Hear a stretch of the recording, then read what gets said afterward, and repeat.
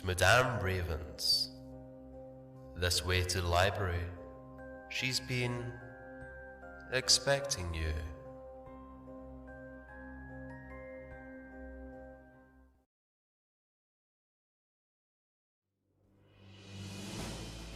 Hello, my darlings. Today I am bringing you some short poems and stories from my subreddit, Madame Raven's Darlings. Let's get started, shall we? This first one is a poem by the wonderful Corpse Child. The Scarlet Sabbath. Deeper and deeper through the earth's bosom, the undertaker drives his shovel. From above, the scorching sun jeers him for his trouble. No merciful shade lay anywhere in sight. Yet he still plows, for he knows only he would rectify the horrible scene of the previous night. The screams, the agonizing sounds, resonate incessantly through his mind, yet not a tear is shed at the cruel slaughter of his kind. For all too well now was he familiar with such gruesome events, of their gathering, and of the agony it admits. For endless miles across the arid horizon, blood fertilizes the earth and soil, and carnage of their gathering, and of the agony it admits. For endless miles across the arid horizon, blood fertilizes the earth and soil, and carnage is defined by the rays of the merciless sun. None of the once thriving villagers remain whole, for such was their unrighteous toll.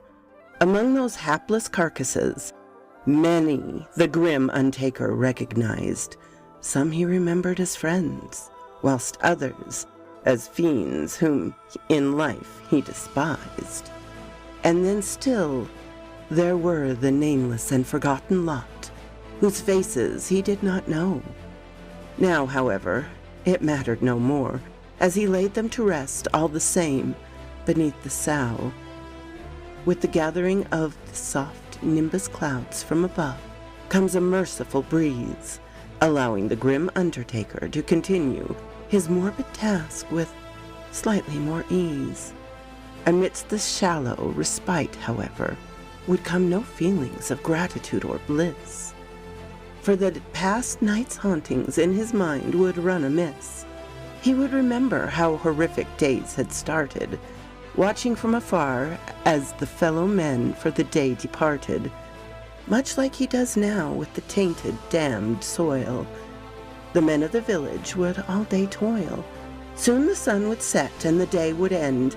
Cheerful with pride, the men would return to their wives and lads, their fields diligently tended.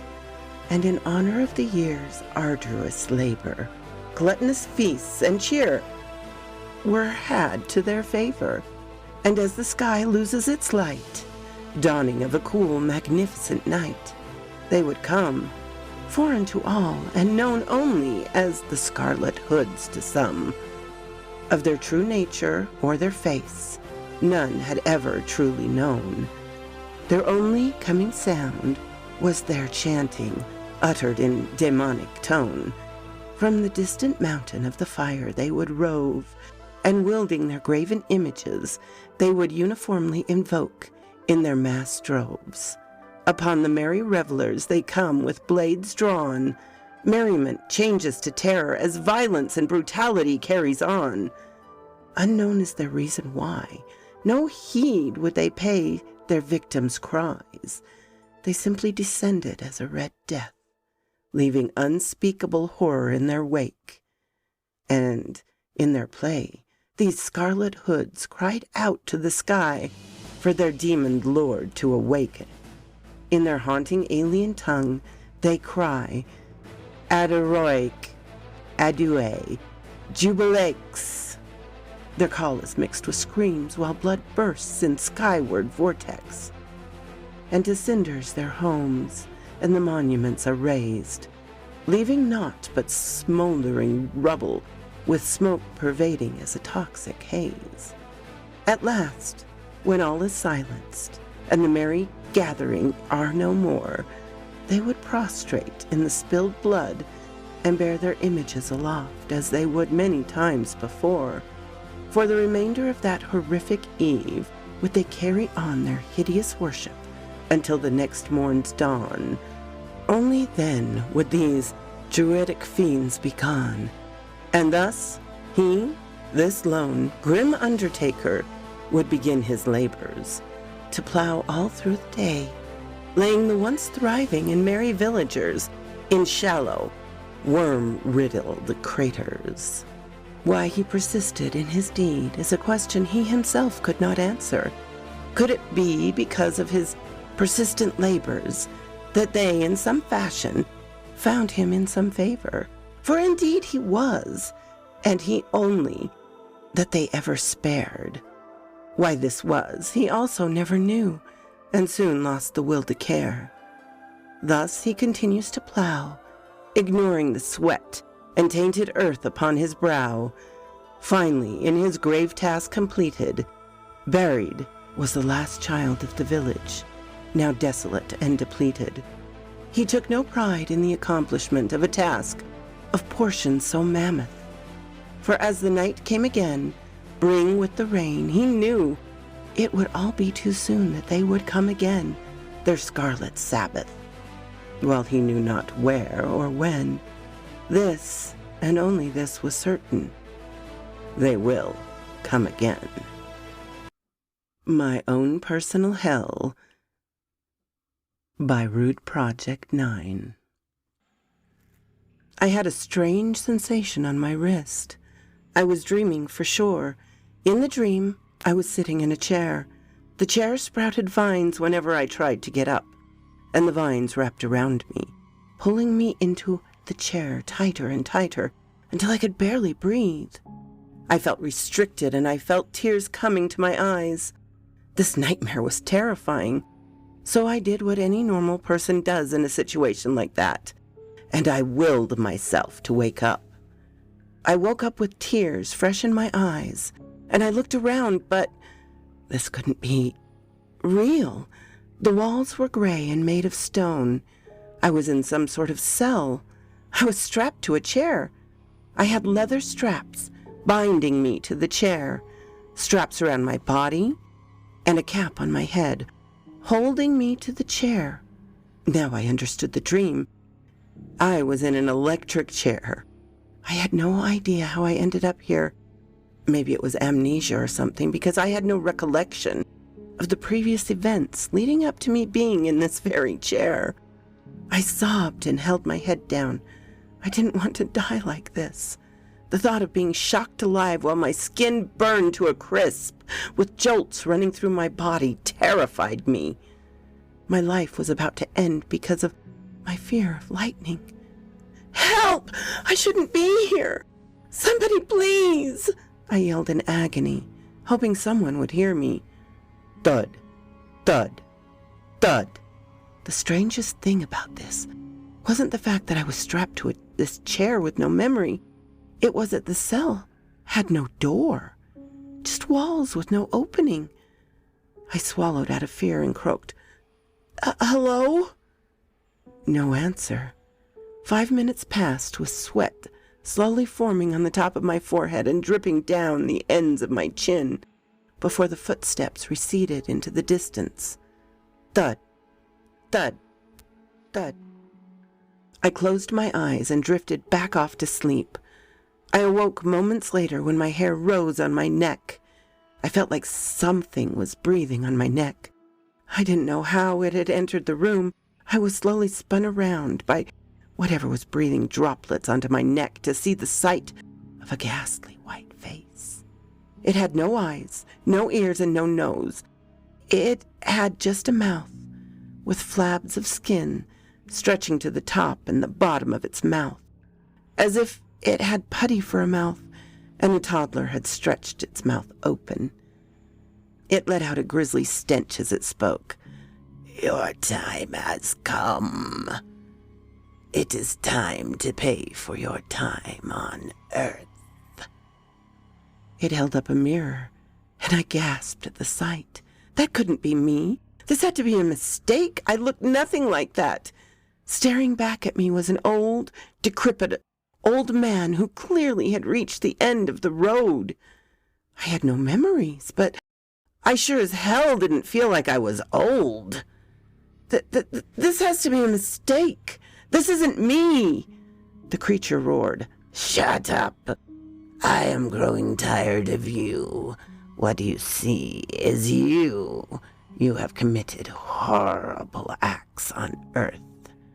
We wipe everyone's mind on entry.